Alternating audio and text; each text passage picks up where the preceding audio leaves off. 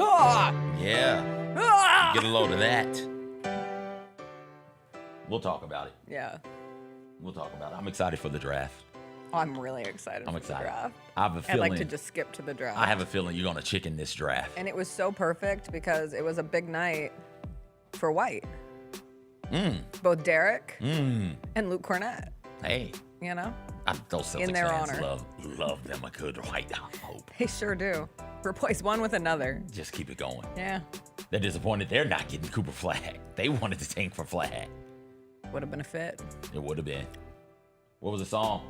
The song was Don't Stop Believin', but one of my 3 versions of Don't Stop Believin' that exists in my music library. And this one was from the great, I won't call it great, but a good musical, Rock of Ages, which they did make into a movie that Tom Cruise was in, if you remember. You probably don't. The movie came out in like 2012. The musical came out I was in high school, so 2006, I thought 2010. Jack Black was in that. Was Jack Black in? Wasn't The that the one star where was he was- Constantine Morales of American Idol fame of the time. I don't know what happened to Constantine. Wait, and what's the name of Julianne Hough, Rock of Ages. That's not the one with Jack Black teaching the children? No, that's School of Rock. There we go, okay. School of Rock was a movie that then Gotcha. got made into a musical. Rock of What? Ages was a musical that then got made into a Stop. movie. And Rock of Ages can't is a keep jukebox musical, Okay. which means that it uses all famous rock songs from the 80s. Okay. But their Don't Stop Believin' is an 8.5-minute rendition of Don't Stop Believin'. But it is, if I was ranking my versions of Don't Stop Okay. Believin', unfortunately, I think Journey's original is number 3. What's the other one? Number 1, Glee. Season premiere, Don't Stop Believin', Glee edition Which is season? the greatest, first episode ever. First episode. First song ever, So show premiere. yes. So it goes. First single, I should say. It goes Glee. Glee, Rock of Ages, Musical. Journey themselves. Then Journey. Yeah, I'm sure there's another Don't Stop Believin'. You don't need somewhere in another. there. Is Don't Stop Believing the type of song you need 3 different versions No, for? definitely not. All right. Okay. Oh, there's an Alvin and the Chipmunks version too. Oh, that though. one's his banger. But I that remember might that one. also be That one ahead is a banger. of the Journey version. I'm not exactly sure. What's up, everybody? It is Thursday, May 15th. It is going to be a good day. Jessica Benson with you from the Grind City Media Studios in Memphis, Tennessee. CJ Hurt behind the glass. Coming up on today's show, Elimination staved for the Boston Celtics as they stay alive with a win over the Knicks. Timberwolves close out the Warriors. We'll get into all of last night's NBA action. It was schedule reveal day in the NFL yesterday, and Teresa Walker is going to join us to talk about some of those NFL upcoming games, along with the Tennessee Titans, who don't have a single primetime game. Got the number 1 pick in Cam Ward, not one primetime game. We'll discuss with Teresa Walker. It is a Thursday. It is draft day in honor of Luke Cornett saving the Celtics. We're drafting silly phrases white people say. Just the goofy little phrases that white people say. Newsflash, buddy. It's gonna be a banger of a draft. We'll end with a little Theater Thursday, some movie news from the week. I saw Thunderbolts. CJ and I will have a conversation on our thoughts on that movie. HBO MAX is HBO MAX again, which is great news for those of us who called it HBO MAX all along. And there's Wicked Part 2 news. Big Wicked Part 2 news came out. It's Thursday. It's our Friday. We're off tomorrow. So you know what we say. Whee! Pinwheel pig. Whee! Whee! Is your child a natural-born entertainer? Now is their chance to join the most talented youth dance crew in the Mid-South, the Blue Bunch. The Blue Bunch entertains Grizz Nation with their energetic dance routines and even have the opportunity to collaborate on performances with leading artists in the entertainment industry. Kids ages 7 to 17 are invited to show off their skills and personality for their chance to join the next generation of NBA entertainers. Open auditions are Saturday, June 28th. Visit grizzlies.com/auditions now for more information. Let's face it, there's a lot of trash talk in basketball, but the great teams let their performance do the talking. Like Ford F-150 with Pro Power on board, a class-exclusive industry-first feature that turns your truck into a mobile generator and leaves the competition speechless.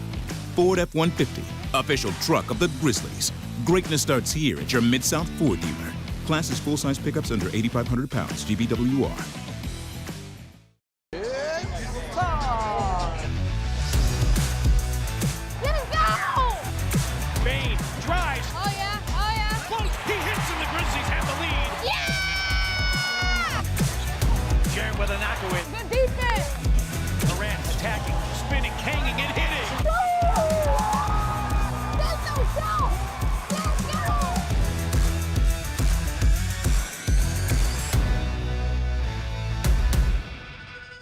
Kroger shoppers and Grizz fans, want exclusive last-minute discounted ticket deals texted straight to you during the Grizzlies 2024-2025 season? Sign up with the new Kroger Buzzer Beater deal. Fans can sign up by texting Grizz to 636-479 or visit your local Kroger store in the Delta Division and scan the QR code. By signing up, you agree to receive recurring automated promotional and personalized marketing text messages from the Memphis Grizzlies. Consent is not a condition of any purchase. Message frequency varies. Message and data rates may apply. Sonic Radio. Welcome back to Sonic RNDIO. That spells radio with me, the CIO. This just in, the new Sonic $1.99 menu lets you build a crave-worthy meal for just $1.99 an item. Whether that's a creamy shake, crispy tots, or a quarter-pound double cheeseburger. This just out. Ostriches. They're mean, not very cute, and in my opinion, way too big for a bird. Don't miss the Sonic Fun 99 menu. 5 items, always $1.99. Live free, eat Sonic. Tax not included. See menu for details.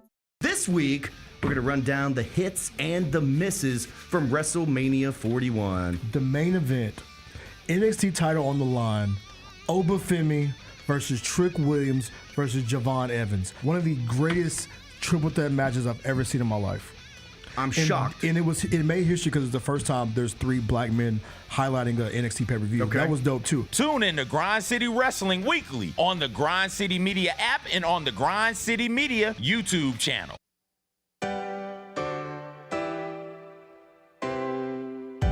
Feels great to feel the sunshine. Gotta own the day like it's all mine. Just got paid in his own time. Been working hard, I've been on the grind. I deserve this feeling, having my way. I've been on this healing. This is my day. The sun's out, hey, let's have a little fun now. Hey, I wanna let it all out. Hey, that's what's it all about. Hey, hey, 'cause I deserve this feeling, having my way. I deserve this healing. This is my day. Grind City Media presents The Jessica Benson Show with CJ Hurt. Live from the Grind City Media Studios on YouTube at Grind City Media and the official Grind City Media app. What's up, everybody? Happy Thursday to you, or as I said to my husband as I left my house this morning, happy Friday. And he just looked at me and he was like, excuse me? And I said, oh, I'm sorry. It's my Friday, not your Friday. Was that rude for me to do, CJ, especially considering that his sad, tragic Golden State Warriors came to it wasn't even like a crushing finale. It was just an end. Sad? His sad Warriors. Sad Warriors? I think most people are dancing on the grave. I But the look in that man's eyes when for a second, 1, he thought it was Friday, and I snatched it from him. And 2, he had to, reckon with another lost season without a championship. They can't all end in championships. Can I take Warriors fans back to January? Yeah. Can we do that for just a moment here? Please. When y'all are pitiful, fighting? Please. Fighting for play-in? For life. For play-in, thinking? Okay, this thing might be over now. Begging the basketball gods for the regular season to end? Can I take you back to that? I was told in, I think around November, Yeah. and I might be being a little flexible on the date, but whatever, pre-trade deadline. I was looked in the eye by a Warrior fan saying, it was fun while it lasted. I don't think I'm even going to really care this year. I think I'm out. I'm out on this year. Yeah, it's a shame. Steph Curry is still one of the most fun players to watch. Steph Curry, one of the greatest players we have ever seen, one of the most underrated players, most impactful players on his team, which we certainly are aware of sitting here today. But he was out. He was like, I might not even watch every Warriors game. And then Jimmy Butler comes to the team, and suddenly there is life breathed into the Warriors, and there is a chance. So, yeah. A chance for them to do exactly what they did. I think there was a real chance. You can argue that if Steph Curry, I am not sitting here today looking at the 7-seeded Minnesota Timberwolves or 7-seeded? 6-seed. 6-seeded. Warriors are 7. Sorry, You're Minnesota. Okay. That's 1 seed off. Back-to-back trips to the Western Conference Finals, Minnesota Timberwolves. Put some respect there. But I'm not going to sit here and be like, oh, yeah, absolutely, with a healthy Steph Curry on the other side, we're talking about the Timberwolves making it to the Western Conference Finals. Okay. Although, I take that back. I take that back. Fine. Maybe the Warriors with a healthy Steph Curry gets to a conference finals. But the season was going to end in a loss for the Warriors no matter what. Likely. So you think the Warriors would have beaten with Steph Curry, Oklahoma City, I Denver? just am at the point where when I see Steph Curry on the court, Pacers, the Knicks, the there Celtics? is always a chance. All right, that's okay. Is it the most logical of the options? No. But the chance that this team gave Warriors fans this season, be grateful. Yes, please be. Have a This little is gratitude. why nobody likes y'all.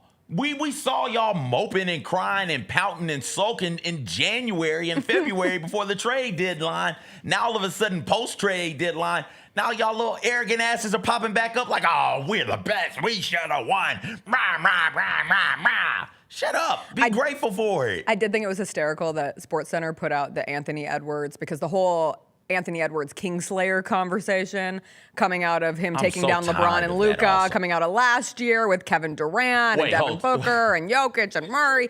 That's not Draymond. They had to put Draymond Green because they can't put Steph. He did not slay the Steph. He slayed Draymond. And technically, Julius Randle slayed Draymond Green, or at least put him in a little bit of a torture chamber through this series. They've got Draymond as the soul They've got stone. Draymond Green as the, what's it called? The soul stone? I do believe is that yellow the main is the one? soul. The soul? Or no, yellow might be the mind. Yellow's the mind I just saw stone. this and I literally That's thought the it stone had that to we have get come. vision from. You know how they have Brick Center, which is like the Centel version of Sports Center? I thought certainly that graphic was from Brick Center. No. It was from Sports Center itself, putting Draymond Green as the final Infinity Stone. I do want to show, like, Julius Randle truly was awesome this series. And if there is one player, I think, was it yesterday you asked the question of who's been the best player in the postseason? I think best, most impressive, MVP, something like that. So you could go with Brunson or Tyrese Halliburton, or who was our other option in that one? Shai Gilgeous-Alexander, Nikola Jokic. My take on Julius Randle, if you were doing a poll on what players' narrative has changed more this postseason, specifically what players' playoff narrative has changed more this postseason, it has to be Julius Randle. Like, Julius Randle is doing it all, and he's doing it in Skechers. It's the S, never forget. And I will never shame Skechers because that is a comfortable shoe. But last night he had 29 points, 13 of 18 shooting, 2 of 6 from 3, helped deliver one of the funniest clips that we've had this entire postseason, where he hits a deep three, Draymond Green doesn't get out to him, the Timberwolves are rolling, the three puts them up 11 points, he's running back, and we get Steph Curry looking like somebody who normally sees Steph Curry making shots or going off in a flurry. And instead, it's Steph just shaking his head like, how is this happening? I felt like we were in another dimension. Like, we're not used to seeing Steph Curry have that reaction. We're used to seeing people have that reaction about Steph Curry. And yet, you're watching Julius Randle cook you. And what else can you do? What else can you say? Was talking with Mr. Roy before the show. Oh, shout out Mr. Roy. And he was like, yo, you know what finals I want? It's like, no, tell me. I want Timberwolves and Knicks, because those teams traded some dudes who I really liked, but they both had the same narrative. And now you can look up and say for both of them, the trade worked. You brought up Julius Randle shedding some of the stink, the ick that is on him. Would they win? I think Karl Anthony Towns, and it feels sort of inevitable, but maybe not. Are you sure? If Karl Anthony Towns and the Knicks advance and get to an NBA Finals, like, some of that will come off of him also. Both of those players had that same, all right, do you really need that guy on your team? He puts up numbers, but, you know, he can be a bit of a liability for this reason or that reason. Why do we want them on our team? Both of them have had moments where they've come up really, really small and really, really big moments. So both of them, I think, it's either one or the other when you talk about players who are completely changing their legacy narrative in moment. I will say that it certainly helps Julius Randle that between the Warriors and the Lakers, they've got 2 big men? No size? You're saying Julius Randle winning with bully ball is made easier because he's bullying shrimps. Jessica. And I usually don't call any NBA team shrimps because shrimps. but a meager 5'3", am a shrimp to everything in this world. But from an NBA supersized perspective, 2 of the smaller teams in the Warriors and the Lakers. So, but credit to him for seeing Yeah, that, he's been able to recognizing take that, and advantage of taking it. advantage of that. There are players that people know and love who would not be able or not be willing to take advantage of being the biggest dude on the court. There will be players who fall in love with three balls. There will be players who would try to do everything but establish themselves inside and go and get buckets inside of the arc. So credit to Julius Randle for having the knowledge and the understanding that, hey, I'm bigger than everybody out here. Let me go down low and go to work. And he's a physical player, and physicality shines in the postseason, and he's been able to take advantage of that. The other game last night, the Boston Celtics, they're alive because they beat the Knicks. It was an elimination staving performance for the Celtics, who beat the Knicks 127-102, doing it for Jason Tatum, for JT, who probably was on a lot of drugs last night. That's just my guess, coming off of his Achilles surgery, but I'm sure that he was cheering his little heart off from the hospital bed, or he's probably at home, resting, elevated on a nice, comfy, rich person couch. But to watch Derek White go out for 34 points, Jaylen Brown, 26 points, both great, both very important, but the star of the evening, as we all anticipated, Luke Cornett. They're calling him Lukeem the Dream. Or can I offer you in Lukembe Mutombo? Let's go. Luke Kareem Abdul-Jabbar. Lukeem O'Neal?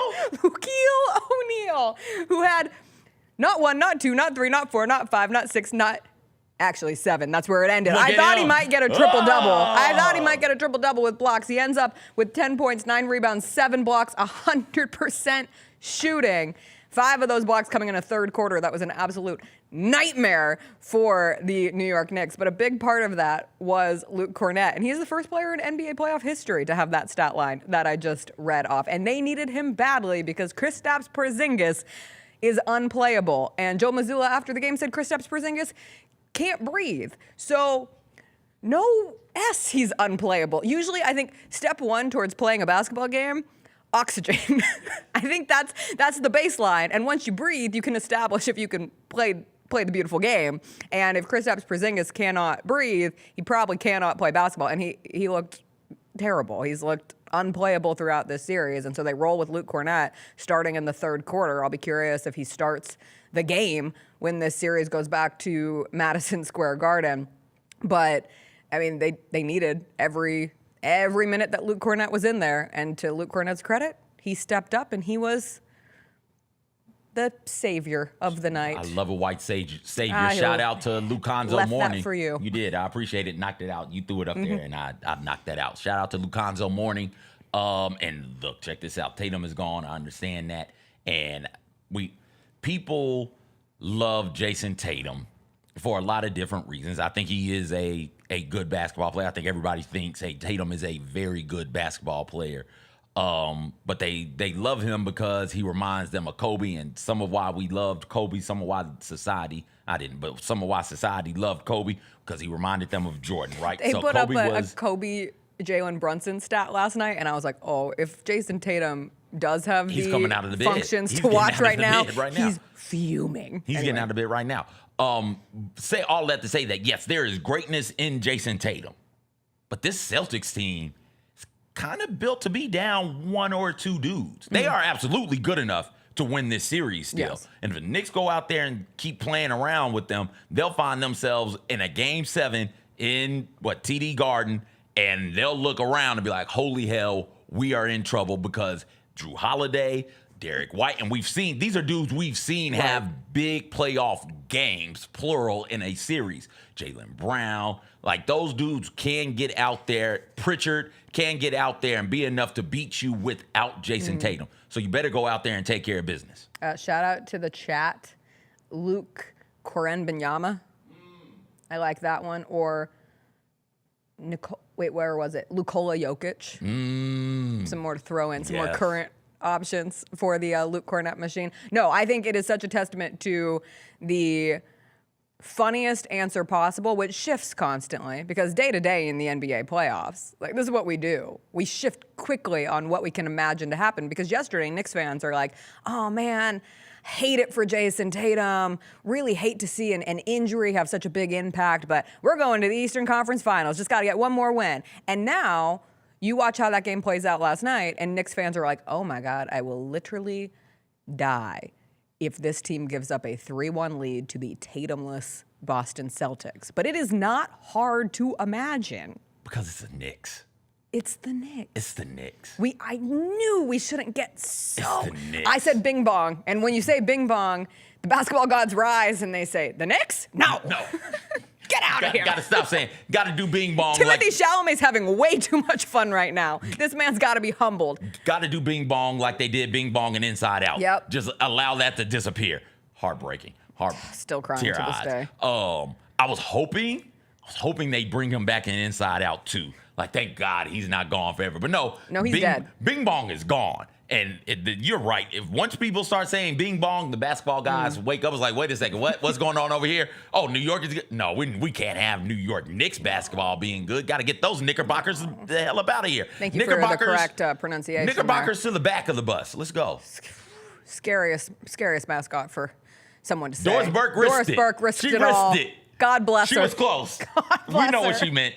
We know what she meant. No, it was a horrible game for the Knicks, but also a wasted in some standpoint. Mitchell Robinson, 6-6 at the free throw line. The Hacker Robinson perhaps taking a turn, which is interesting for the Celtics in terms of what they do with their bigs, because yes, you can start Luke Cornett, but if Kristaps Porzingis can't breathe and is actually unplayable, they don't have a lot of depth there. So if you're continuing to sacrifice fouls, if Luke Cornett gets in foul trouble, I don't know what you do. Like, does Xavier Tillman finally take his warm-ups off? Does X? Sounds like. Is X going to give it to you? And by give it to you, you mean fouls. X is going to play like 5 minutes and have 5 fouls. That is all you need. That's what you do. If I'm the Knicks, though, I am curious if they were to start. Mitchell Robinson's been awesome.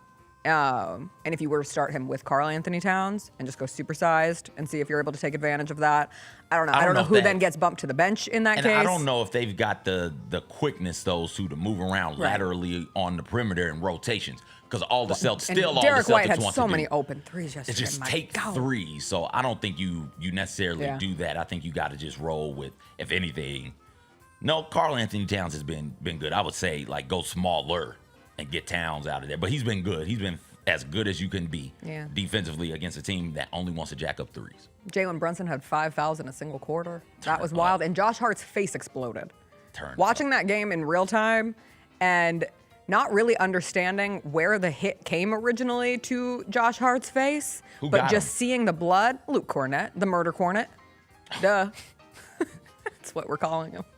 I've never seen a man get so many nicknames after one game, but Murder Cornet really stood out to me last night. Yeah, it was like a little bow to the face, but then it was the secondary part of the play that they kept showing, and Josh Hart it doesn't look like he's touched in that piece of it. And so you're like, well, how did that much blood come from that? Now he got him. He got him in the beginning of the play. But that was a lot of blood. Didn't leave the game. Came back, took those free throws, got a little stitched up. It's the playoffs. Got his little Band-Aid. It's the playoffs. Nelly style. Let's go. I love a Nelly style here in the NBA postseason. All right, last night was also NFL schedule release. Ooh, we got 32 videos to go through from the NFL. Some were better than others. A couple of the best.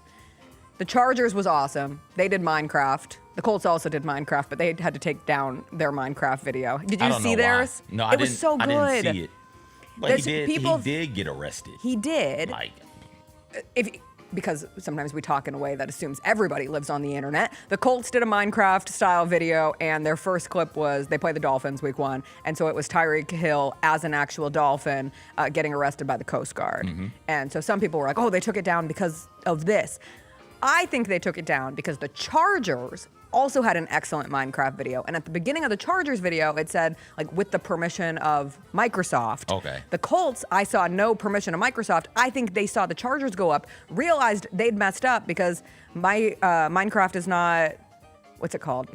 Free trade. That's not the word that I'm looking for. Free domain or ultimate domain. Whatever it is. It's in the domain. You can't use it and without permission from the company. And so I think it was probably a copyright scare. And so they were like, oh, but people were like, oh, we can't have fun. We can't have comedy anymore. Both were great. You can find them. A couple others of our favorites were the Seahawks and the Titans. So we are going to show those in this commercial break so you're familiar with them. And then Teresa Walker is going to join us on the other side. We'll talk about the Titans' schedule, how they have no primetime games despite having the #1 pick. That's when we come back.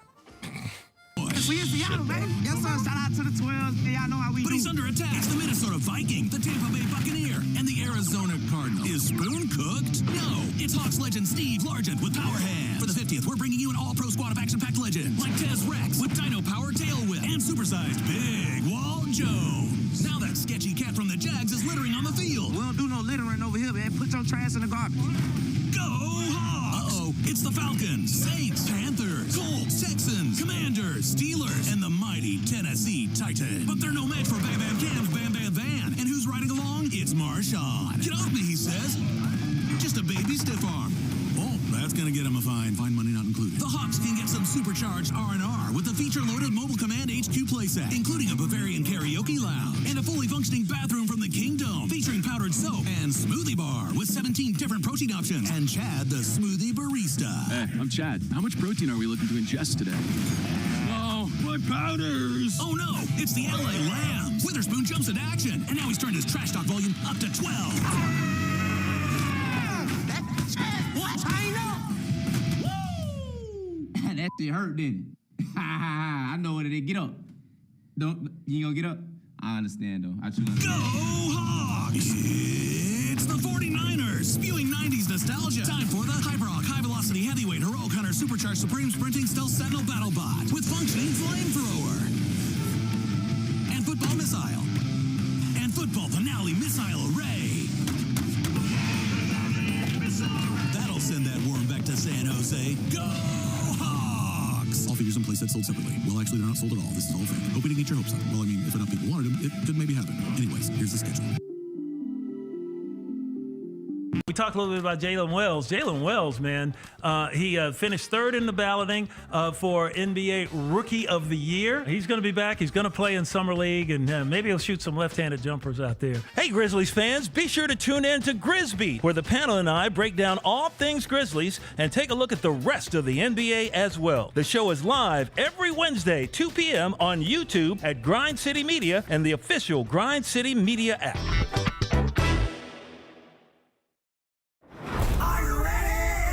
Creed. By overwhelming demand, the Summer of '99 tour returns. July 27th, FedEx Forum. With special guests 3 Doors Down. And Mammoth WVH. Tickets on sale now at livenation.com. Creed returns, the Summer of '99 tour. Ladies of FedEx Forum, the Grizz Girls are known across the NBA for setting the standard for professional dance and entertainment, and they are looking for dancers to join their team for the 2025-2026 season. With the chance to gain professional dance experience and connect with the Memphis community, auditioning for the Grizz Girls is an opportunity you do not want to miss. Come show up at Open Call Auditions Saturday, July 26th at the Memphis Sports and Events Center. Visit grizzlies.com/auditions now for more information. 1, 2, 3.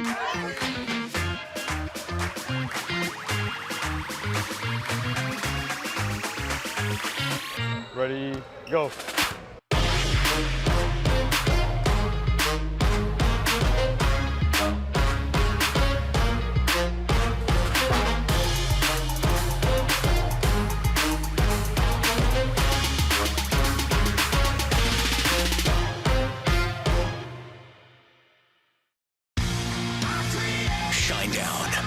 Dance Kid Dance Tour. Live in Memphis. FedEx Forum Saturday, August 30th. With special guests, Bush and Morgan Wade.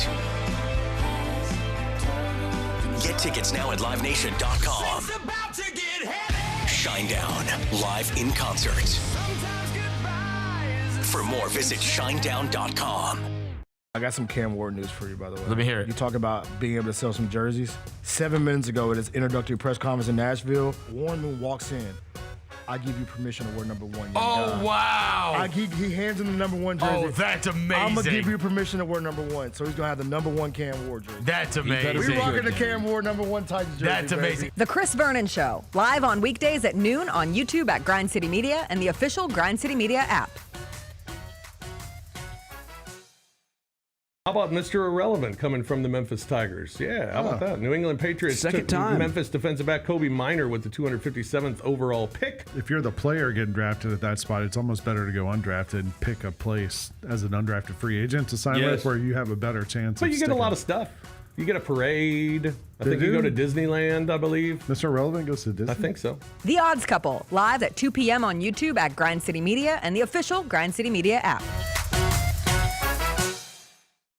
Life can lose its luster. For millions of fans suffering from football season withdrawal, or FSW, even relationships can lose their spark. But now, there's Schedule Rizzy, a once-a-season schedule fix that cures FSW. Football is everything. Schedule Rizzy. With Schedule Rizzy, you can live your season to the fullest. 18 beautiful weeks, marked, circled, counted down. I was feeling down. Schedule Rizzy turned it all around. Consult Tennessee Titans tickets before taking Schedule Rizzy. Side effects include altitude sickness, gridlock, hand, foot, and mouth disease, imposter syndrome, heat stroke, crapping out, melancholy, general malaise, jet lag, jock itch, diarrhea, heartburn, nausea, and slurred speech. Now my future's bright. With Schedule Rizzy, I see the light. Football is everything. Thanks, Schedule Rizzy. Thanks, Schedule Rizzy. I got my Schedule Rizzy. Ask today if Schedule Rizzy is right for you.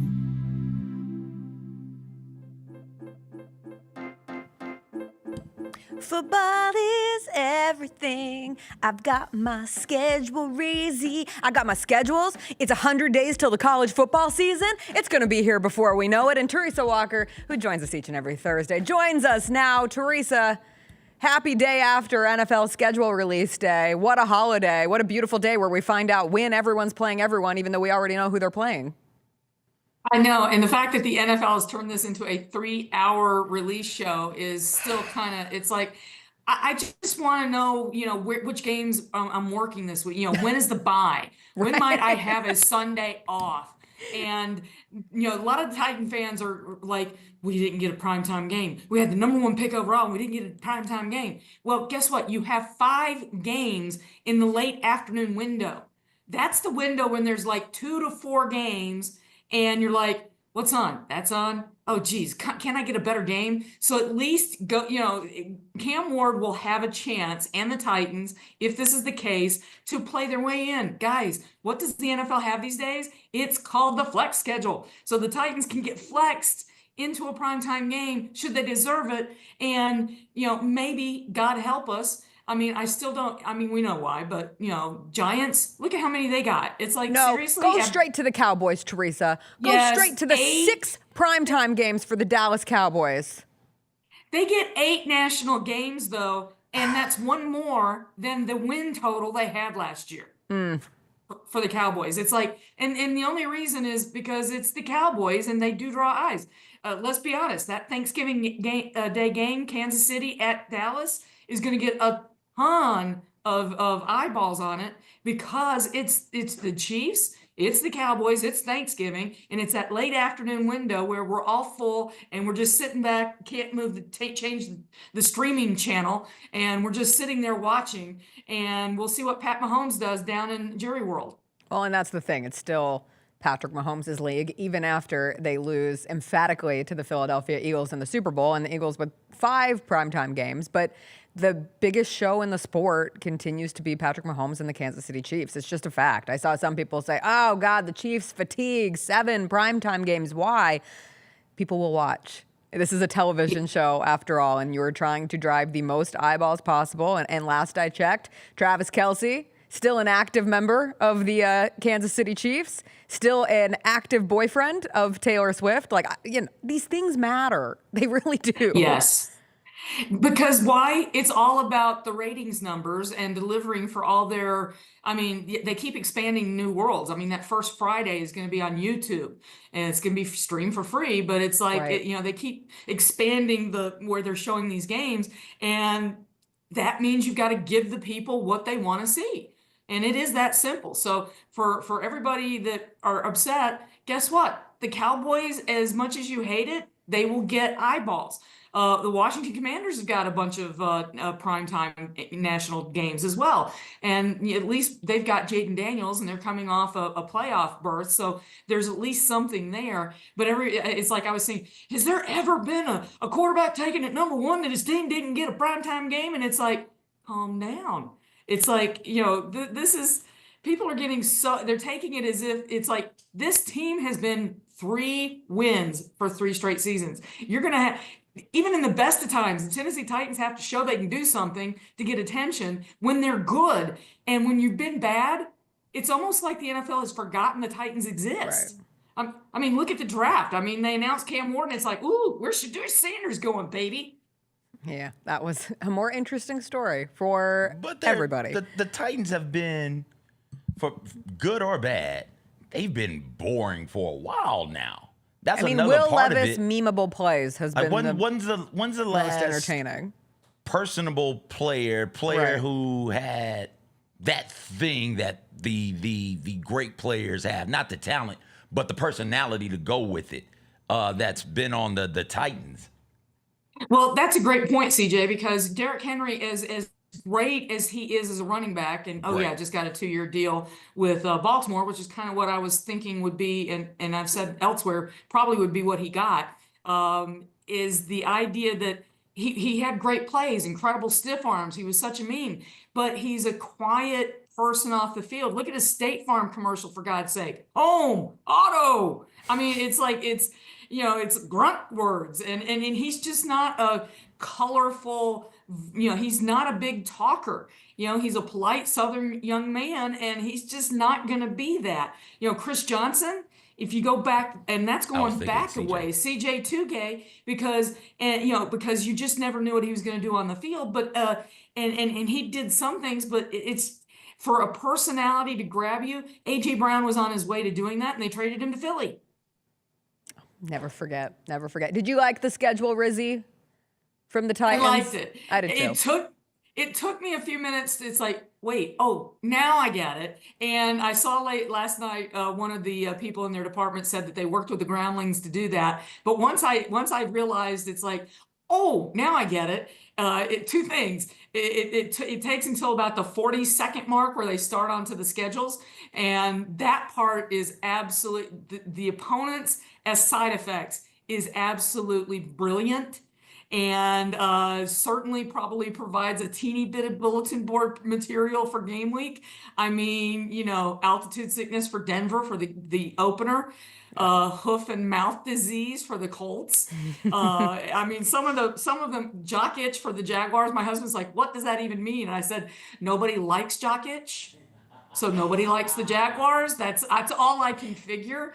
And then melancholy for when Mike Vrabel and the Patriots make his return to Nissan Stadium, October 19th. So it's just, some of them were fun. Imposter syndrome for Houston might be my favorite. I do think you mentioned Jacksonville and nobody likes the Jaguars. I think Travis Hunter could make them instantly likable. Watchable.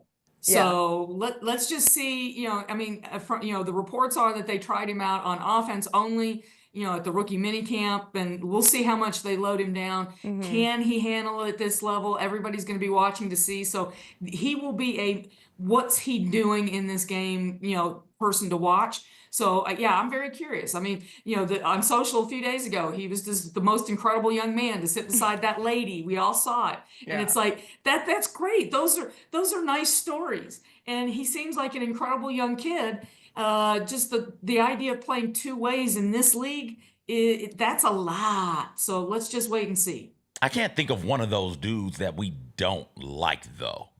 We get a couple of these every now and then. We love Deion, but Coach Sanders was the best at this sort of thing.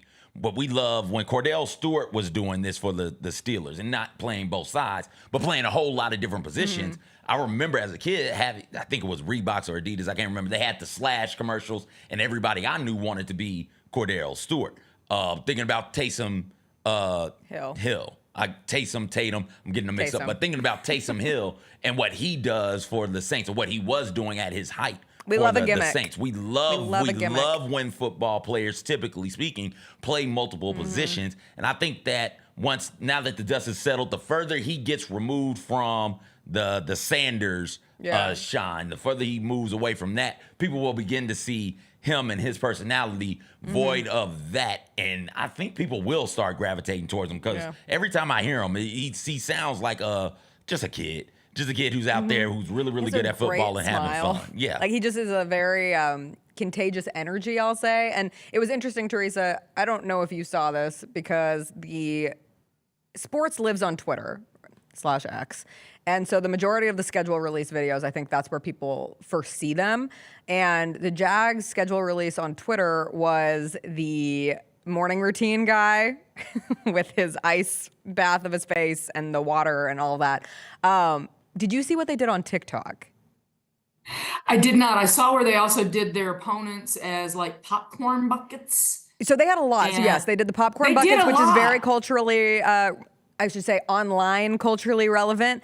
And then on TikTok, they did their opponents as Sabrina Carpenter positions, which is also a very chronically online, but like a young person thing. I swear they have a Gen Z women-dominant social team, because the choices that they make feel very much in that space. And I saw a lot of men being like, this is the stupidest thing I've ever seen. And then a lot of women in the comments be like, this is why we follow the Jags. And I said, what a genius plan to, and of course the TikTok video eventually makes its way onto Twitter, and then it gets dunked on, because Twitter is a place for negative and misery and woe. But on TikTok, there's a lot of like women who are in the comments saying, this is why I love the Jags. And I was like, this is why I love the Jags. Like, who are these people? But I did think they're working in a very strategic way to try to change the everybody hates the Jags, no one likes the Jags. And even worse, like, people are agnostic about the Jags and don't care about them.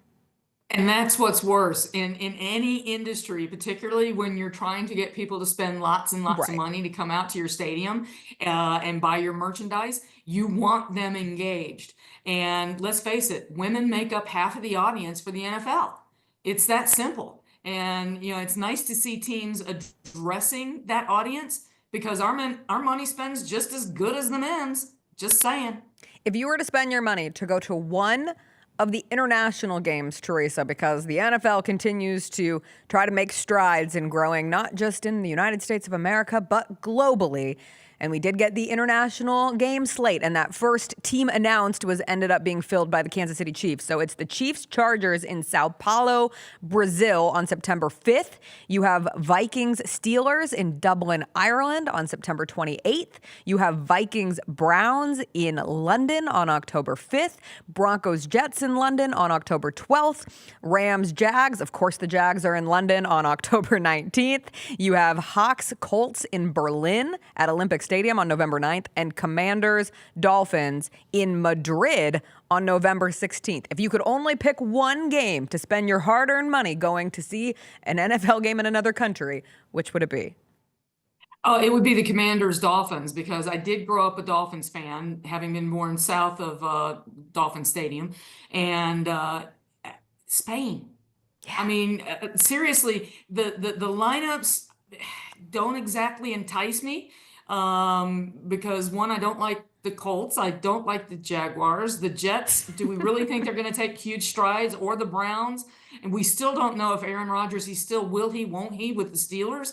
So, that first game in Brazil, football wise is attractive, but location wise, take me to Spain. Take me to Spain. Are you buying stock in what some are looking at as a schedule prognosticator in the Jets-Steelers game being a primetime game in the NFL, with the assumption that means, of course, Aaron Rodgers is going to be playing quarterback for the Pittsburgh Steelers this season? All lines keep seeming to point to that direction. Wouldn't it be the most Aaron Rodgers thing if he just simply said, you know what, I'm done, and didn't... Yeah, please. I'm leaning that direction as well. It's like, I'm so tired of this. It's like, will he, won't he? We didn't talk about who shot JR this much back in the day.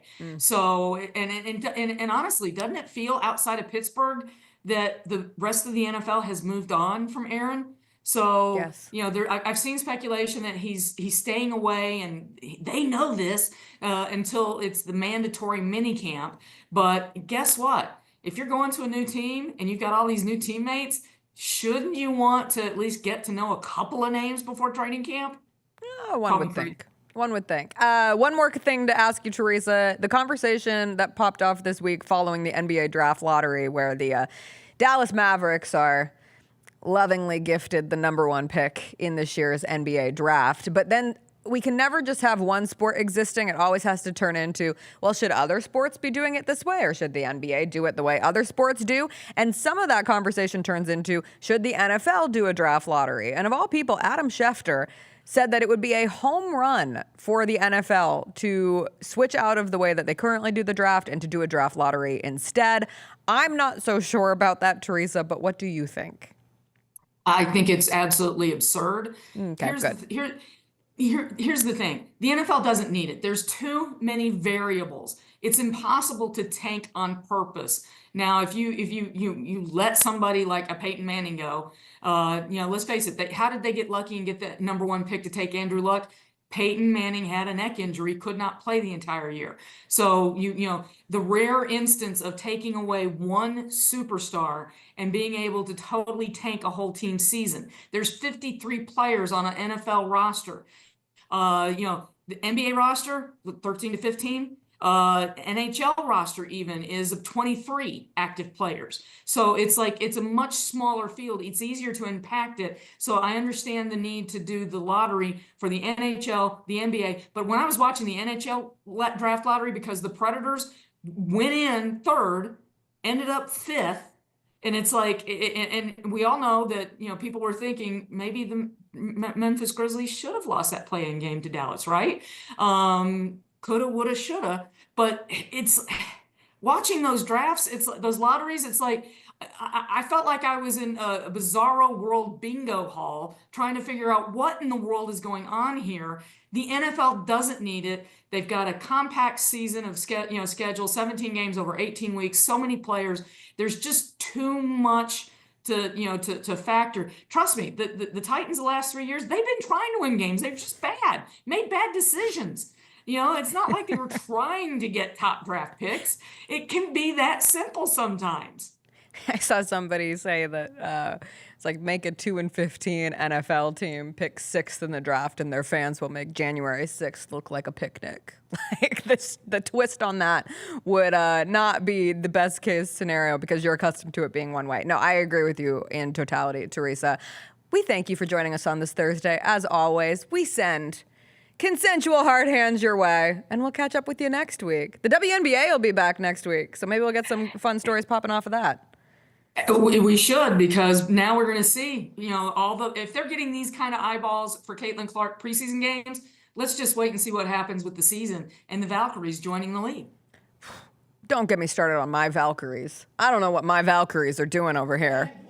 Yeah, but they haven't played, and my Valkyries aren't rostering a single player that they drafted. They didn't. They weren't good enough to make the roster. I don't know. You get another draft. I don't know next, about that. And they're in the free agent pool. I think They it's a can little sign them if it's shady that the injuries. number 1 sold jersey, or I don't have facts on this, so forgive my lax journalistic skills, but I saw somewhere on the internet that the top selling jersey was Caitlin Chen, and they cut Caitlin Chen yesterday, and they still had her jersey up and hadn't made an official announcement. So are you making money on Caitlin Chen and then not even going to roster Caitlin Chen? Like a team has never done that before. I'm just saying, for a team that's trying to build a brand, it's tough for me. I don't know how many games they're going to win, but it might be close to rhyming with 0 this season, Teresa. We'll catch up with you next week. Sounds good. Take care, y'all. My Golden State. I have abandoned all WNBA teams that I have associated with since and just gone to them. I know they haven't even played yet, and I'm not anticipating great things to happen. Okay?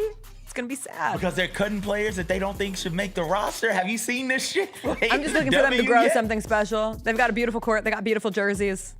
They need a beautiful team one day, someday. They're obviously trying to tank for the next draft. They're, just how wild is Tanking by existing.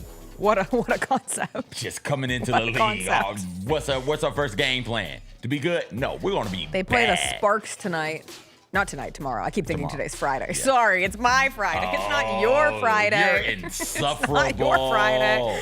The game's on Saturday, though, since we won't be here tomorrow. Like, it's a killer for Saturday in the W. It's Aces Liberty, followed by Sky Fever, and both of those on ABC, ESPN Plus, Disney Plus. Let's go. We're back to Sky Fever, back at it again. They've got to be playing Caitlin the Clark first and 5 Angel games Reese. of the season. Carrying us into the season. Forget about the defending champion New York Liberty. Forget about Asia Wilson and her quickly selling out shoe. Oh, thanks for reminding me. At 9 o'clock, I got to try to get those A1s. I want the pearls. I want the pearly whites. Speaking of, we're drafting what a goofy white people transition. phrases. That's why they pay me the medium bucks. We're doing a draft when we come back. The best white people phrases. Listen here, pal. Have you always dreamed of entertaining on the biggest stage in Memphis? The Claw Crew is looking for members to join their team for the 2025-2026 season. Claw Crew members are hardworking, high-energy entertainers who assist Grizzlies home games by hyping up the crowd and much more. Not only do they support the Grizzlies at home games, but also promote in Memphis and across the Mid-South. Open auditions are Saturday, August 9th at FedEx Forum. Visit grizzlies.com/auditions for more information and to register today. The Grizzlies, grannies, and grandpas have the right moves and are currently looking for new members to join their team for the upcoming season. These soulful seniors are a fan favorite group throughout Grizz Nation. You do not have to be a grandparent, but you must be at least 50 years old with personality, rhythm, and passion for performing. If that sounds like you, then we want to see you on Sunday, June 29th. Visit grizzlies.com/auditions for more information.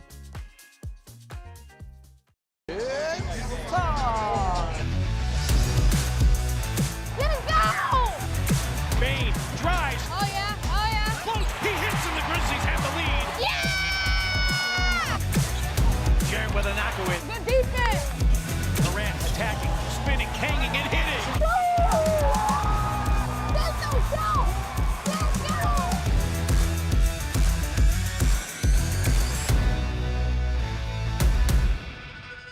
Kroger shoppers and Grizz fans, want exclusive last-minute discounted ticket deals texted straight to you during the Grizzlies 2024-2025 season? Sign up with the new Kroger Buzzer Beater deal. Fans can sign up by texting Grizz to 636-479 or visit your local Kroger store in the Delta Division and scan the QR code. By signing up, you agree to receive recurring automated promotional and personalized marketing text messages from the Memphis Grizzlies. Consent is not a condition of any purchase. Message frequency varies. Message and data rates may apply.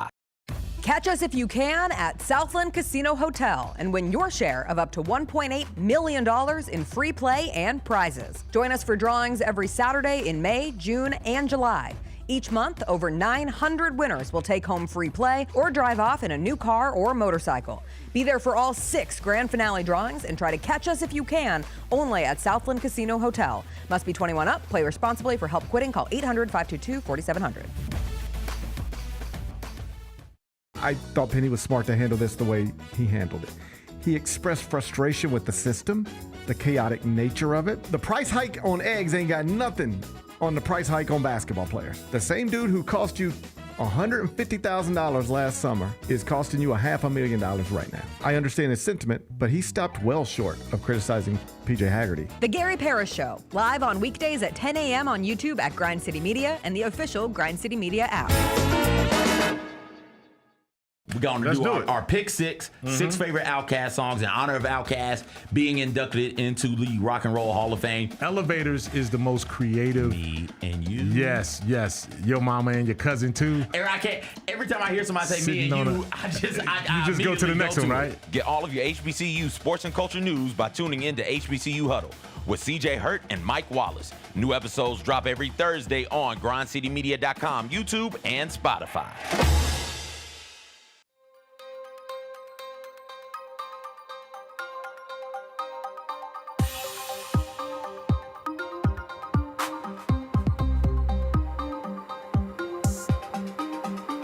All right, welcome back. It's Thursday. It's draft day. We're drafting goofy white people phrases, best white people phrases, the things I was going to turn it into things white dudes say, but then as I was going through this list, I caught myself. Jessica. And I thought to myself, Stop. unfortunately, I STAHB. use all of these up the wazoo. Oh, wow. Oh, wow. Oh, wow. That's a good one. Starting strong. That's a good Might one. pocket that one for later. That's a good one. All right. Let's get a coin toss, a duck race. What we got and here? anything. Duck. Oh, yes. No, wait, not from the white people draft. Come on. I'm the witch and you're the other guy. Let's go. So I'm with I am just a businessman. I'm just a duck in a businessman. tie with a very specific set of hair. Oh, I'm going to win this. Let's go. Oh, wait a No. second. Goodbye. Hold on. Hey, maybe that bowled well. This is my draft. Maybe. Hey. I've been told I better not lose it. I've been told I have advantage. I have a feeling I'm going to lose it. this is going to be a chicken draft. Yeah, I do too. I have that type of feeling. Well, here's the problem. What? There will be phrases that like mean something because I hear them from my dad. Like I'm not taking this, but when we started doing this, I thought of two things. And it's every time I got in a car with my dad, he would either say, cantaloupe, dad's got the car, or he would say, off in a cloud of marshmallows, or off in a cloud of horse manure. But those are very specific don't think those dad are, sayings. those- Exactly. yeah, those aren't Yeah. white people sayings. That's just a Carl saying. Nobody does dad sayings better than the whites.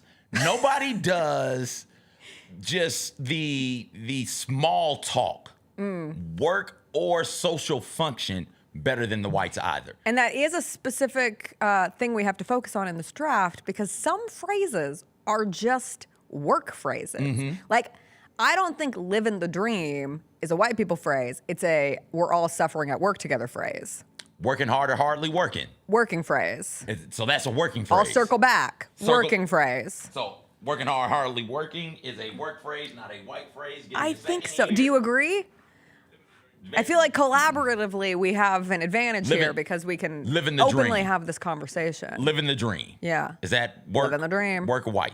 I don't A know. white work. I use it in my life and I use it at work. Listen. Again, you guys have cornered the market on dad phrases. Just goofy ass phrases. Work phrases and like small talk. Yeah. Like y'all have cornered the market. There's like on a that. big Midwestern energy with all of it, and we are not all from the Midwest.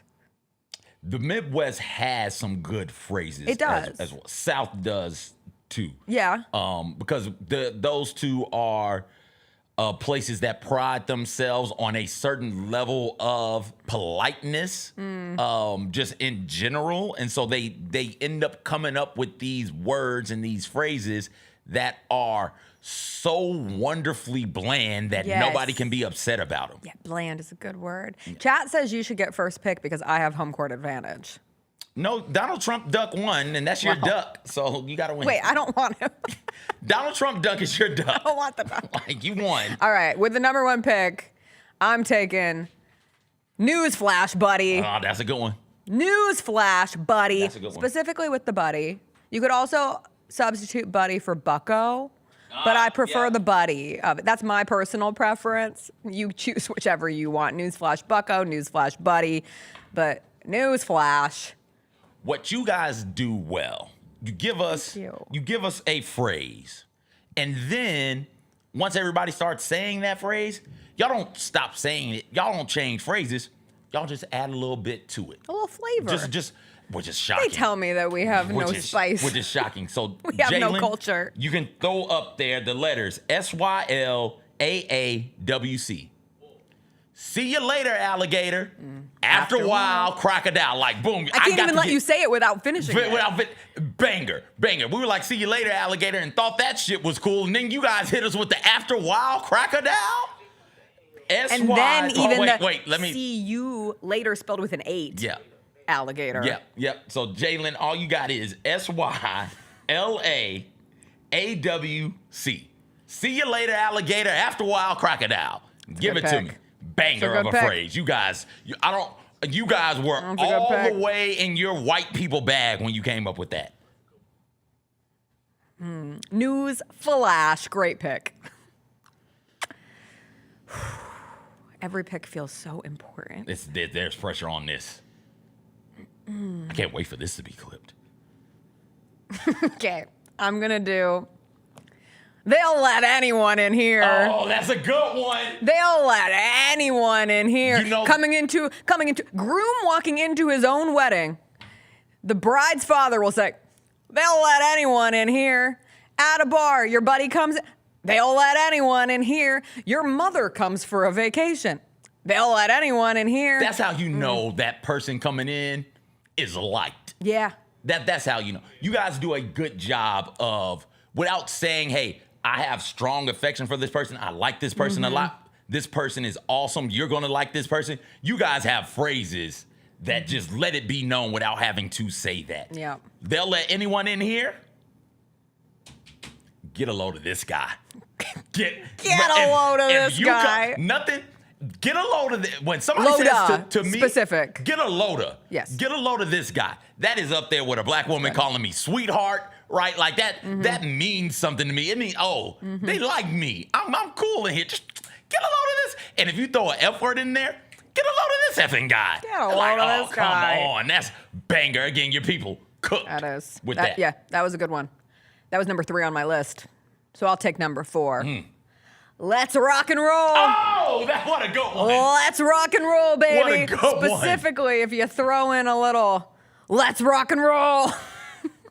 That's a good one. Or sometimes I use the wrong hand signal. Like I'll use a hang loose with the let's rock and roll.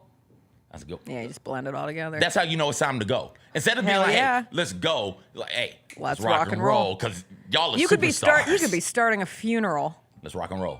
Time to buy my shoes. Go buy them. Go buy them. Thank What you. shoes are you trying to buy? The Asia Wilson A1 OG Pearls. OG Pearls. So you're on the sneaker app? What are Yes. you on? Okay, I'm sneaker on the app. website. On the website trying to get them.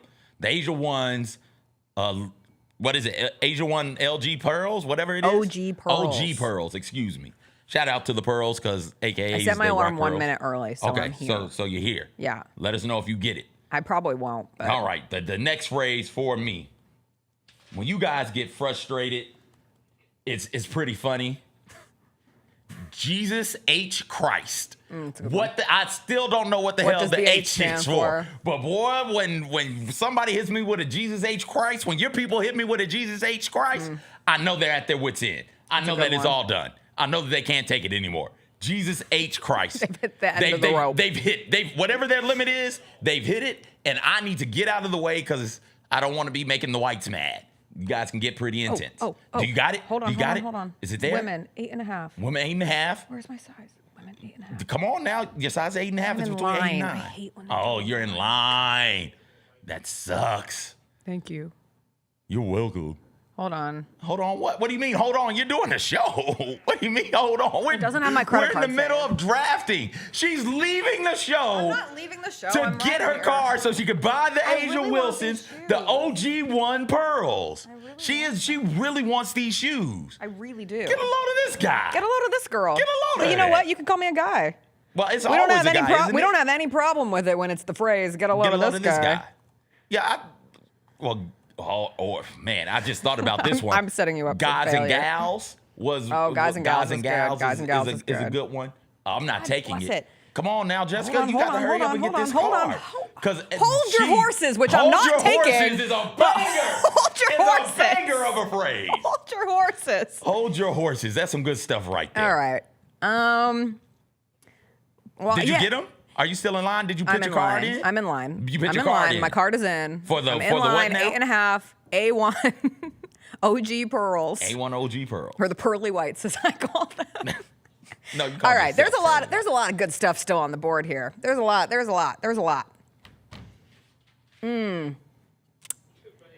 I'm gonna go with no more Mr. Nice Guy. That's a good one. That's a good one.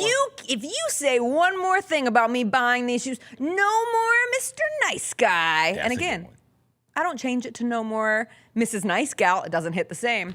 No more Something Mr. about Nice Guy. Like, and those are gender neutral phrases. Yep, they Like sure are. If you're a gal and throw the guy in there, you know what's going on. Just like when Shania Twain said, what did she say? Let's go, ladies. girls. Or let's go, girls. Let's go, girls. She was talking It's to me also. everyone. Everybody's It's the included. collective. That let's go, girls. Let's go, girls. Is gender neutral as well. I will go with where are we at on the shoes, by the way? I'm still in line. The chat tells me there's no way I'm getting them, but I believe. We're going to believe. You guys do, particularly white dudes, do a great job with penis puns. I know where you're going. And testicle puns. Yeah. I'm going to go with, you're really cutting my balls off. Over busting my balls? Over busting my balls. Yes. Yes, but it's something about the I balls think you being lost cut. the draft. You're cutting my balls off. Busting my balls. That's a good one. Yeah, it's up there for you. You can take the ball buster. No. Okay. No. You're cutting my balls off here. There's a whole- Jessica, you're cutting my balls off here, man. There's a whole list in front of me. My God. A list of ball sayings? No, I just Okay. I don't know what to take with the last one. This is tough. It is. It is. It's tough. I can't believe Jalen wrote that. I mean, that's... Okay, I think...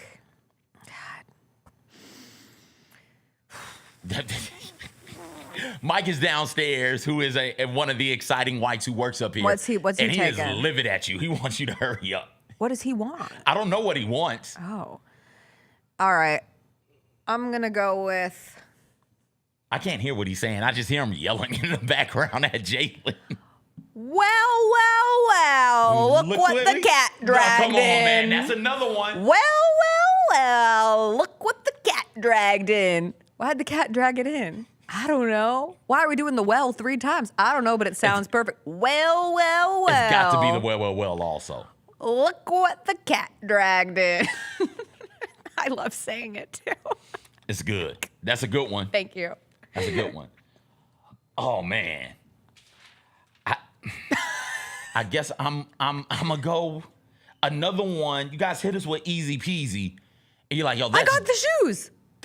It was easy peasy lemon squeezy. Easy peasy lemon Easy squeezy. peasy. Then that's my last pick. Another one of those phrases. You hit us with easy peasy. It's like, okay, this is pretty all right, and then you follow it up with the lemon squeezy because lemon squeezy. For most of my childhood it was easy peasy, and then someday somebody in the 1st or 2nd grade hit me with a lemon squeezy. I was like, holy hell. Lemon squeezy. We hitting them with the squeezy lemons also? Easy peasy lemon squeezy. Give it to me. We rhyme really well. Yeah. We don't rap well, with a few exceptions. Eminem. Iggy Azalea. Mac Miller. Iggy Azalea, of course, is where I was going. But Mac we Lamore. rhyme. We silly goosey rhyme very well. Silly Goose is a good one. Silly Goose is a good one. You Snooze, You Lose That's a good was one. one that was really sticking my soul. You and What Army? You and What Army? You and What Army? Jalen is screaming at you're on thin ice. You're on thin ice, buddy. If you throw a comma buddy, comma pal, comma bucko. Yeah. Right? Like, Yeah. that one is good. I really like just the very casual. How about that weather? How about the weather? How about the weather? That's just How about the weather? So mundane. How about the weather? Monotonous. Like, How about the weather? I don't want to stand here in silence with you, but I don't really want to talk to you. Yeah. How about the weather? Traffic is another one, you guys. How about that traffic How today? about that traffic? Um, Take a chill pill. Chill pill. Another rhymer. Did you do Listen Here, Pal? Yeah. You did Newsflash, buddy. You didn't Newsflash, do Listen you're Here, doing Pal. Listen Here, pal. Do you know who my insert is? Do you know who my father is? Oh, that's a especially? good one. Do you know who my father Do is? you know who I am? Do you know who I am? Do you know who I don't think I am? I don't think before the whites got to America there was any of this. Do you know who I am? I don't think any culture in the world has a. Do you know who I am? bet one of the monarchies absolutely hit him with a. Do you know who I am? No, because we knew who they were. Not all. I bet Marie Antoinette threw out. Do you know who I am? At least once in her life. I mean, she was a child. True. I don't know her. True. One of my favorites. Seeing a difficult to pronounce word, name, anything, and not always actually difficult to pronounce, just like not standard white person spelling of something and going, oh, I'm going to butcher this. Oh, I'm going to butcher this. Answering the phone, yellow. Jello. Yellow. Holy macaroni. What can I do you for? That's a good one. What can I do you for? I'm just going to sneak right past you. Oh! I'm just going to sneak right past you. You said cool beans? Yeah. Did we say how do you like them apples? No, but that's how a do good you one. like them apples? That's a good one. I like them just fine. Excuse me. Apples are a delicious fruit. It's one of the most recognizable fruit. But y'all throw that phrase around in a real negative way. Like a real, how you like that? How do you like them apples?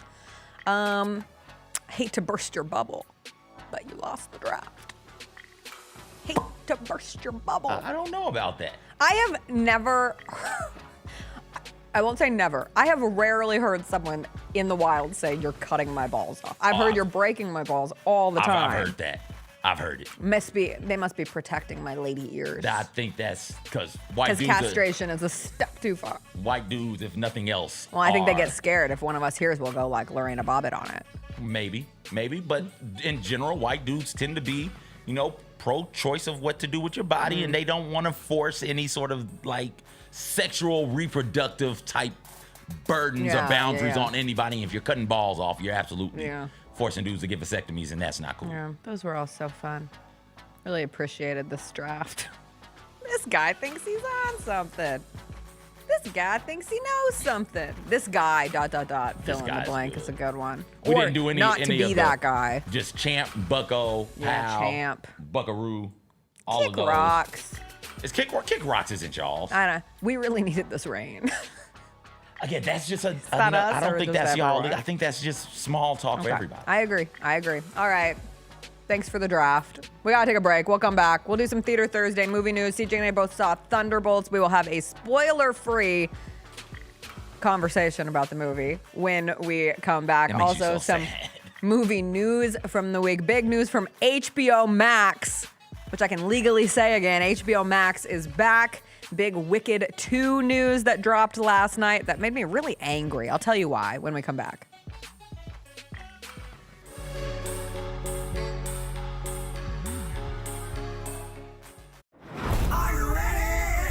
Creed. By overwhelming demand, the Summer of 99 tour returns. July 27th, FedEx Forum. With special guest, 3 Doors Down. And Mammoth WVH. Tickets on sale now at livenation.com. Creed returns, the Summer of 99 tour. You've seen the Grizz line jamming on the court and rocking out on Beale Street, and this is your chance to join the best drum line in the NBA. Grizz line entertains Grizz Nation at home games and events in the Mid-South through their impressive techniques and energetic shows. If you have experience in drumming and marching and love entertaining, Grizz line is the perfect opportunity for you to combine percussion and performance. Open auditions are Saturday, August 9th at FedEx Forum. Sign up today by visiting grizzlies.com/auditions. 1, 2, 3.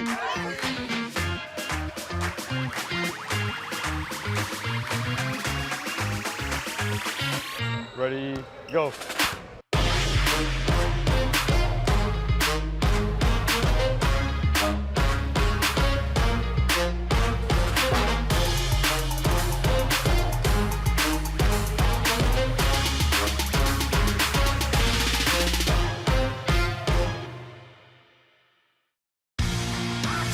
Shinedown.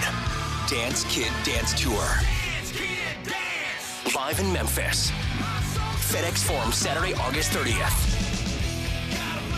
With special guests, Bush and Morgan Wade. Get tickets now at livenation.com. Shinedown, live in concert. For more, visit shinedown.com. The other thing that came out this week that we were talking about innovation and Nike and all that, they dropped these $900 hyper boots that 900. I mean, they're a recovery shoe apparently that you wear after sports, whatever. Who's buying it? Because all the athletes that we see, they're gonna get seated this. So who's gonna actually pay $900 for this? The Sneak Fest Show, live Tuesdays at 2 p.m. on Grind City Media on X, YouTube, and the official Grind City Media mobile app. Grizz Nation gets set for tip-off 1 hour before every Grizzlies home game with the warm-up show. Get the latest news, notes, and analysis live from courtside at FedEx Forum. Who's going to be the tougher team that rebounds and prevents second chance opportunities? Join me, Lang Whitaker, along with Michael Wallace, Jessica Benson, and other personalities from Grind City Media, Memphis, and around the NBA. 1 hour before every home game, live at Grind City Media on X, YouTube, and the official Grind City Media mobile app.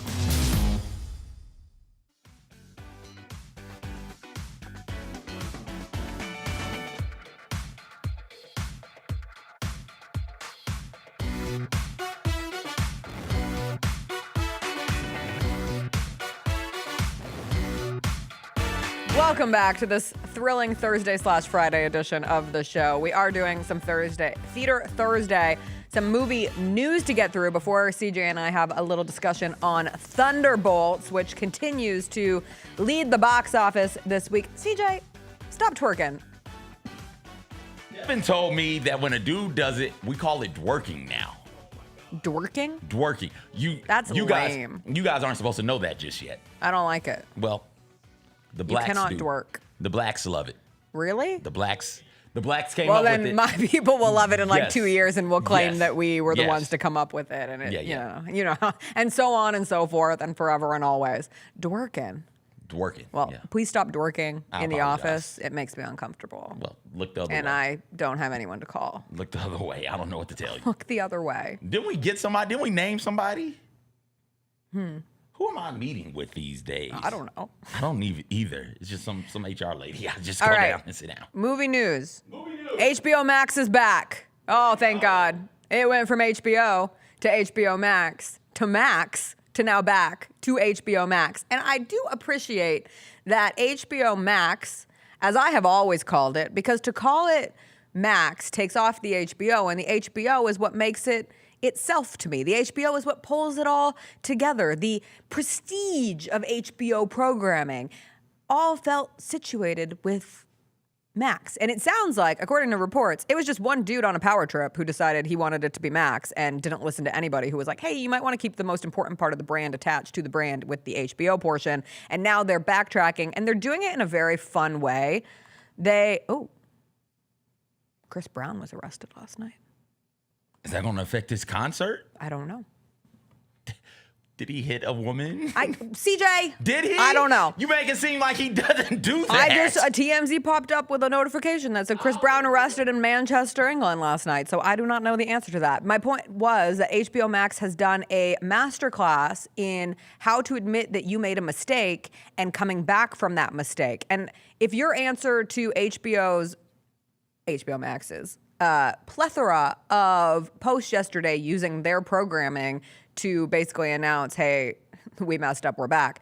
Like, you have to allow people to admit that they made mistakes and make up for those mistakes. And I applaud HBO Max for sitting in that spot right now. I applaud Chris Brown for not hitting a woman What'd this he do? time. He hit somebody else. He hit a dude. It was something that happened 2 years ago. He hit a club promoter or something And he was like just that. arrested? Well, because he wasn't over there. Wait a minute. What? Okay. According to the New York Post, which has a very accurate source. Yes. Hold on. I accidentally clicked on a enhancement ad. Oh, turn up. What Chris Brown enhancement? arrested for smashing tequila bottle over music producer's head at nightclub, per report. Yeah. On Thursday, the singer was arrested at a 5-star hotel in Manchester, England, for allegedly attacking a music producer with a bottle at a nightclub. And the Run It singer, 36, was arrested at 2 a.m. outside the Lowry Hotel don't care. When did this for an happen? incident that happened in February 2023 Okay, at so Tape again, like nightclub. I said, he hit a dude 2 years ago. He hadn't been back to London since. We don't extradite over there. The person alleges that he attacked him unprovoked, smashed him over the head with a bottle, and then punched and kicked him. Mm-hmm. It's tough. All right. Back to HBO Max. Happy for it. Thrilled for it. Okay. Continues to reign in my life. Never stop calling it HBO Me Max. neither. I just What are call we it doing? HBO. Well, I don't call you CJ Hurt. I call you CJ. so Like you don't HBO even Max's take the first last name. I just call it HBO. Okay. And I think that's fine. But when I they were think just they're- throwing me with Max, like, this is not a Madonna situation. I think the difference is, first off, if it was a Madonna situation, you would just call it HBO.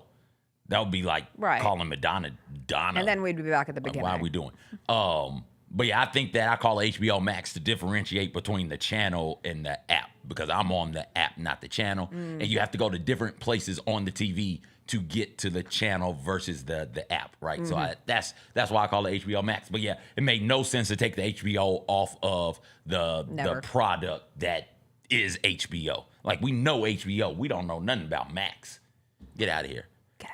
Did you see, welcome back. Speaking of HBO Max, did you see the series finale of Righteous Gemstones? No. Okay. I'm like halfway through the season. Okay. Did you enjoy it? I enjoyed the season finale way more. The series, finale way more than I enjoyed the rest of the episodes in that season. I just watched the Lake House episode, which did make me laugh. Yeah. It was the first time that and listen, I love Righteous Gemstones. I just think it's held on a little too long, but it's fine because they know what they're supposed to do, which is end the series now, as opposed to giving us another season, which far too many shows do. That's kind of been like the backseat show. So anytime we just have a free night with the NBA playoffs, almost thought Chris was going to let us watch an episode last night because he cared so little about the Warriors in that game. And then next thing I knew, it was like, well, if they go down 20, and then it was half. And I was like, I'm going to bed. Thank you very much. And then I tried to go to bed, and the damn fireworks down here for Smoke Slam about made me feel like we were under attack because I did not think that we'd have fireworks on a Wednesday night. It really threw me off. They're so loud. Fireworks situation from Riverbeat to whatever I heard last night, they're on another level. These aren't your grandma's fireworks. When we stayed in Binghamton, they would light fireworks that when they exploded shook the house. Yeah. And that's just in Binghamton. So I know they've got those fireworks plus some down there on the crazy. river. Wicked 2 news. I know all of us are eager for when the Wicked Part 2 trailer is coming out. Well, the movie comes out next year. We know that, but people are clamoring for the trailer. We thought we might get the trailer during, I don't know, the Super Bowl or the Academy Awards, and it hasn't been ready. And somebody saw it somewhere and said it was awesome, but the public has not seen it yet. And now, do you want to know what these capitalists are doing? What are they doing? They're bringing Wicked Part 1 back for one night only in movie theaters. And you have to go see Wicked Part 1, and you will get to see the trailer for Wicked for Good. That's what we're calling it. We're trying not to do the Part 1, Part 2 thing for whatever reason, because that's how they pulled the wool over your eyes that the first one was only half of the story of Wicked. And Wicked 2 will be out. Do you know how long that movie's going to be? 2.5. 3. Let's get it. 3. Let's go. Give me every second of it. I have no issue with a 3-hour Wicked Part 2. This reminds me of, I feel like it was Robots, kids movie, and they put the trailer for, I think it was the last of the second trilogy of Star Wars. They put that movie, I can't remember which one it was, but they put that trailer in that movie, and it was the only way you could see the movie. So I had people, that movie would be sold out. Yeah. People would come in, they would buy popcorn, get their drinks, go to that movie, and then leave right after that trailer. Like, wait, what? Be a bunch of you could smell the nerd BO. Nerd BO. Wouldn't even have to open the door. You could just touch the door and feel the heat from all the nerd bodies in that theater. And then they'd all just leave, and it'd be 2 kids in there. Wow. Yeah, it was good stuff. All right, let's talk about wait, you watched 2 other things. I've only watched Thunderbolts. You watched the Untold Shooting Guards. I did. Is it worth it? Yes. Okay, it's on my list. And if you, for those of you who don't know, Gilbert Arenas, Javaris Crittenden get into a verbal spat that escalates to Gilbert being goofy, placing guns in Crittenden's locker, telling him pick one. Like, you said you were going to shoot me. I got guns. You don't. Shoot me. Here's a gun you can use to shoot me. To which Crittenden responds by, get these guns out of my locker. He starts throwing guns. I'm not a gun owner. Don't know much about gun safety, but I'm pretty sure you shouldn't throw loaded guns. And they may or may not have been loaded. Probably weren't loaded. Like, don't throw guns. Just don't throw guns. Don't touch them, but don't throw guns. He throws the 3 guns out of his locker. He's like, what do I need yours for when I got mine? And Gilbert is a habitual line stepper. And in that moment, Gilbert decided to get on the other side of the line. He said, okay, I'm done playing with you. I'm out. It's a story about that for some of it. But Crittenden went on to murder somebody. And that gets forgotten and lost in the goofiness of that story. And so the NBA had a gun image problem. 2012, 2013, I think, is when it all sort of comes to a head.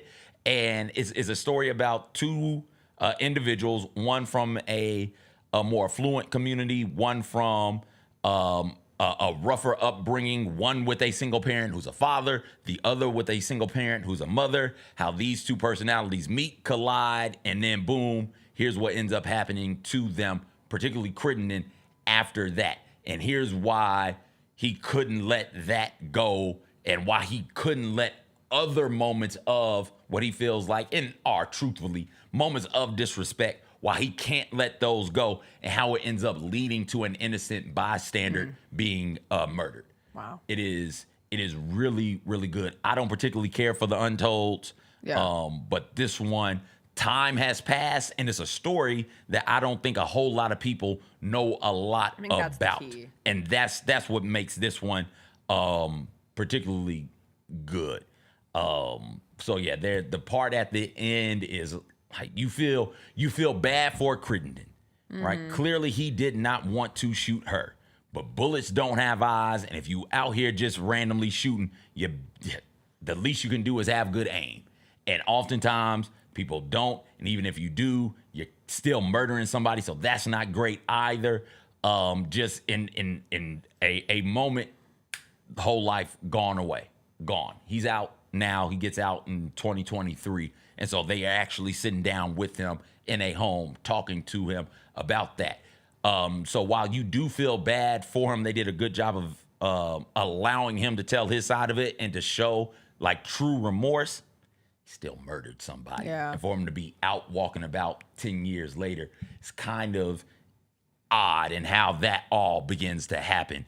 At the end, they lay it out there pretty frankly for you to see. All in all, I think it's great. You want to know why they trip about gun celebrations? That's what I was gonna say. You want to know why they trip when people put laser pointers allegedly on opponents' cars, why they trip if somebody is seen on a road trip, not in the city, but on a road trip where he took a team flight, seen dancing with a gun in a club. You want to know why they trip about that? This is one of the reasons why. The other reason, And the Pacers. The other reason is the Pacers. That's the one I want. That nightclub incident, which we just let Steven Jackson and them continue to kick it and live their lives, and it doesn't ever get brought up. But the Pacers team got into a shootout in a club in the 2000s, 2006. They got into a shootout in a club. So the NBA has a history of, a bad history of dealing with guns in their league. So when you're doing things like that, that starts setting off fire bells. Starts setting off fire alarms, and everybody's like, whoa. We don't want another one of these situations, or God forbid, worse. So watch it, and it's good. It's good. It's hour long. I feel like it's a constant reminder that with the NBA today, that is more player friendly than it's ever been.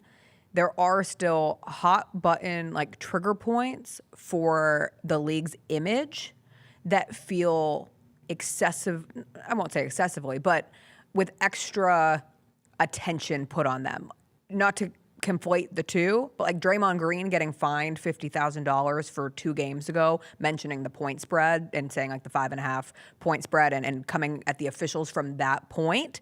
The NBA is like, no, we cannot afford to have people, our consumers, have any thought, even though every single piece of the game and the sport and the sports world is completely inundated with sports gambling and betting and ads and lines and odds and everything. But if a player says something, that's a step too far because we're trying to continue the promise that players aren't involved in the gambling side of it. I feel like gambling and guns are like 2 no-no zones for the NBA that they will continue to put an emphasis on when it comes to not allowing those kind of things or conversations to pop off. I will be watching that. I'll be watching it. We watched Thunderbolts. CJ came on here, was it last Thursday? Last Thursday, a week ago, and said he thought everybody in this office would like Thunderbolts, even though he didn't like Thunderbolts. And I got to admit, I didn't love Thunderbolts. And the more I sit on it, the more I actually didn't like it. It was fine. I am not a Marvel person. Everybody who watches this show knows that. I have no issue with Marvel. I love that people go to the movies. I love that people are completely immersed in the universe and get so much enjoyment out of every piece of the Marvel puzzle that gets added. I've just never been fully baptized. I appreciate movies. I mean, when I was a kid, I'd go see Iron Man. I'd go see Hulk, Incredible Hulk. The original. Yeah, I know. That's in dicey territory. That movie is technically in the MCU. Thank you. But that's thank you. When we think about the MCU, we generally started from Iron Man on. Yes. Yeah. Go ahead. Avengers, Black Panther. I have had great experiences in theaters watching Marvel movies, but my baseline is kind of did this entertain me? This isn't my favorite genre. This isn't my favorite category of movies, but did it entertain me? And with Thunderbolts, at a baseline, yes, it did. I just didn't love the heavy hitting of the theme. And so much is right on the nose. And I don't like when things are so on the nose that it kind of cheapens the story to me sometimes. And I love that people loved this movie. I think it's important that people loved this movie. I will always sit here and champion stories being told about mental health. And I think it's so important for maybe people who wouldn't normally be seeking out stories on mental health or learning more about mental health to get it in the candy-coated version that Thunderbolts delivers. And so I would always take that over none at all. But for me, mental health is such a messy thing, and this was far too clean. This was far too clean of a story in the end, and it just didn't punch me in the feels like I wanted it to. They've done mental health, grief. They've done these types of stories before. Think about the WandaVision for grief, and think about Doctor Strange 2 for both grief and mental health. They've done these stories before in much better ways. And I'm not sure if I said that last week, but when I sit and I think about what Thunderbolts is, grief, mental health, comedy, comic relief, misfits coming together, misfits with a bad past coming together to try and be good. They've done those stories before in much better ways. Guardians of the Galaxy is a bunch of misfits coming together, people who have done bad, or creatures, aliens who have done bad, trying to do good. And that is better than what this was, significantly so. That it's funnier. The themes aren't as, like you said, on the nose, simplified, I think is what the issue is. Yeah. It's dumbed down to a point to where it's like, okay, this isn't any good. We want to think a little bit. But I will say that the complaints from fans have been, hey, you got to tell more human stories. Not humane, but human stories with people who aren't super powerful, not with aliens, not with people who can fly or things of that nature. In fact, in the movie, there is one of those moments when I think Yelena is her name, whatever, is her name. She looks around and is like, great, none of us have any superpowers, none of us can fly. And it's like, okay, here we go. Now that is that human component that fans have wanted, and they wanted to do a little bit less thinking, right? They felt like Marvel was getting too preachy. And in this movie, they avoid being preachy with it, which is good. They just do it in such a dumbed down way. There are little callbacks, and it does tug at your heart a little bit. I will say it's been like 3 weeks, so if you hadn't seen it yet, I don't think this is going to matter to you for me to say. But there is a on your left reference, and it's like, oh man, I remember when there was a good one of these, right? A good one of these super soldier dudes who didn't run around before he got right, terrorizing the world. So there's that component to it, but I'm with you. The final fight scene is a mix of Inception and Teletubbies, right? Or Barney. Who needs I love you, you love me. Let's hug and kiss and all of that. And it's like, okay, which is a beautiful message at its core. And again, I constantly go back to the idea of, if this allows people who would not normally be seeking out this kind of content to think about trauma and grief and everybody's mental health journey is different, despite the fact that we all go through something, and some people's things are worse than others, but it doesn't really have to be like a worst things Olympics, like coming together and having a good support system and what that can do. Like, that's all important. It was just in a way that was cheesy.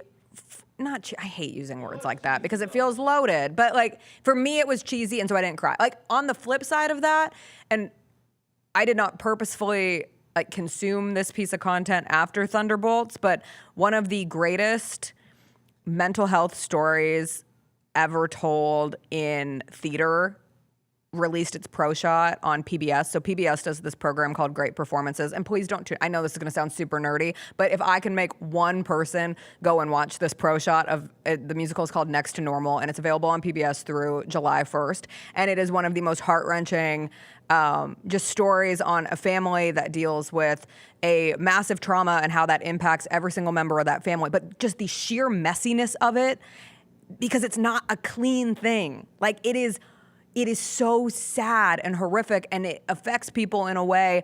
And that's not going to be for everyone, though, right? And like, one, it's a musical, so that's going to tune out a lot of people early on. It is a rock musical, if that makes it any better for somebody who's thinking about perhaps checking it out.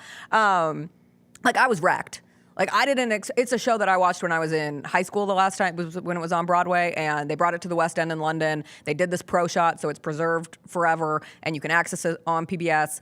And I was just going to have it play in the background while I did some chores around the house because I really like the music. And next thing I know, I'm sitting on the couch and I'm like weeping, like truly crying from a deep place because it's just so not touching in a sweet way, but soul tugging in a way that reminds you of how difficult some of these things that can happen can be. And I would have loved just a little bit more of that in Thunderbolts. It doesn't have to be, those are two opposite ends of the spectrum, but if it could have come somewhere in the middle, I think it would have been a little more effective in my life. Next to Normal pro shot, PBS, great performances.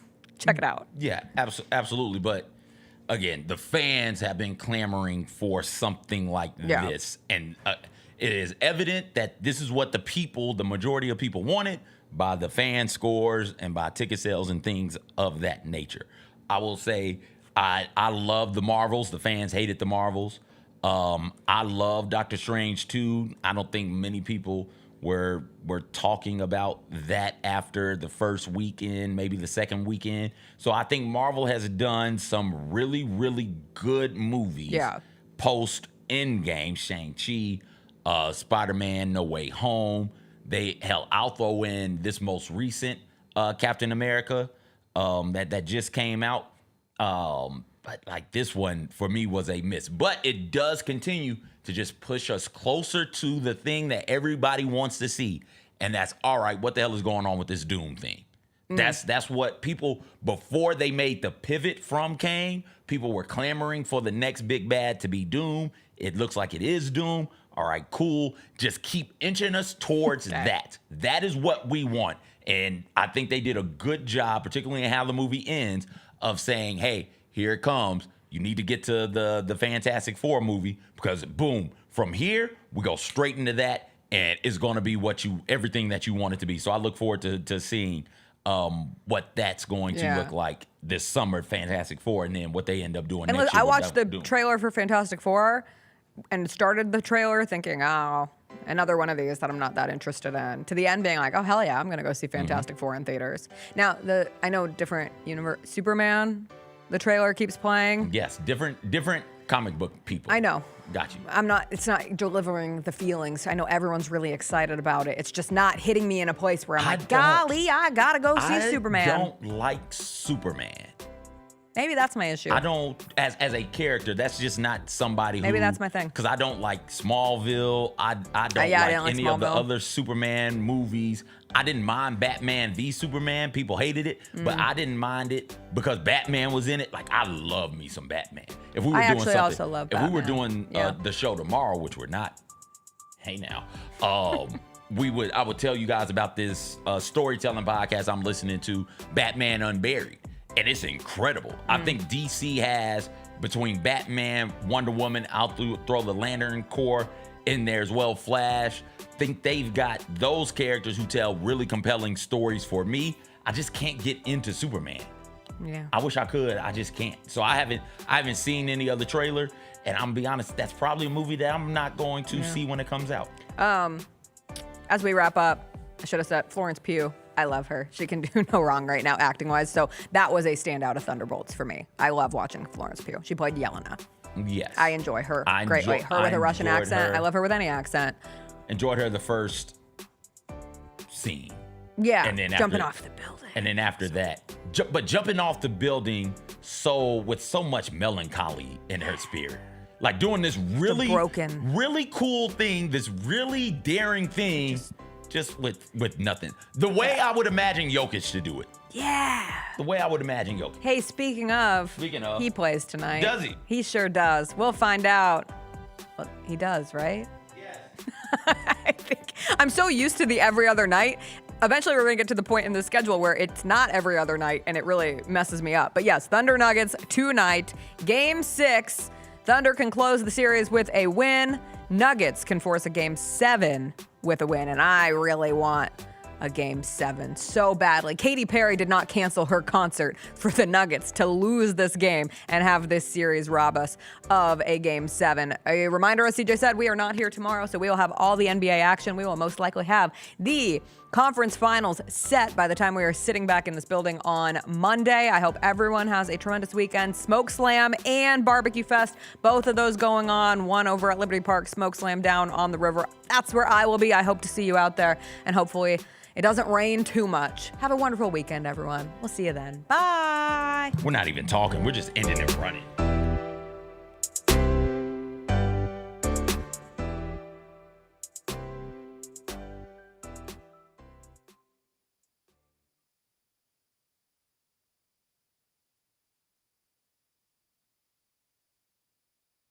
Yes, sir.